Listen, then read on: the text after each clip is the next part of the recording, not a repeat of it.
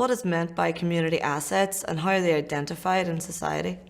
Particular work that we're involved in is looking at the disposal of surplus public assets. So public assets can be anything from hospitals, hospital buildings, they can be police stations, they can be courthouses, they can be schools, primary schools, secondary schools, they can be housing estates, can be land. So it's the variety of everything that the public estate actually owns. Can you give us any examples of some of these community assets in Belfast? There's two in particular recently. For example, in the Shore Road in North Belfast, there's a tract of, it's just basically it's verge on the Shore Road. It's past the Grove Leisure Centre.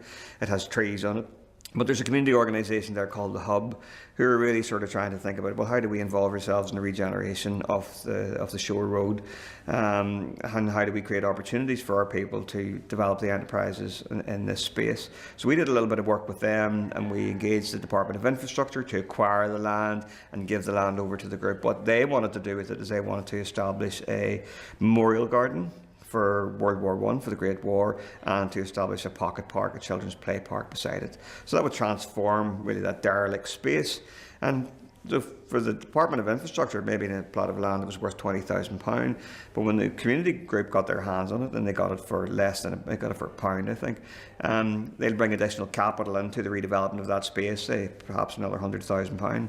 Now, when that's complete, what you will have then is you'll have something which is owned by the community. You will have a memorial garden, you will have a children's space, you'll have a used and live and vibrant space. You'll also, for that group, then have an asset that has a potential value of £100,000 plus on their books, and then that begins to transform how that organisation thinks about how it develops, how it moves forward. And it can take that, you know, as a stimulus or as a catalyst to think about, well, what other parts of the road, what other assets are available on the road for us to acquire, to think about developing out as part of our roles and responsibilities in regeneration. Other ones that we're working on at present is the synagogue at the bottom of the Antrim Road, Crumlin Road, which is owned by the Belfast Health and Social Care Trust, and that's been lying empty now for a number of years. Unitora Trust, on behalf of the Jewish community in Belfast, are looking to acquire that and develop a centre of tolerance.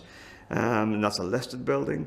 And then elsewhere in North Belfast, there is a Greater Whitewell Community Surgery representing the communities of Whitewell and White City, and they're trying to acquire Ballygolden Primary School, which in itself is a site as an interface between those two communities, and to develop a flagship centre there which will actually act as a bridgehead between those two communities. So that's the sort of areas, that's the sort of work that we're looking to undertake.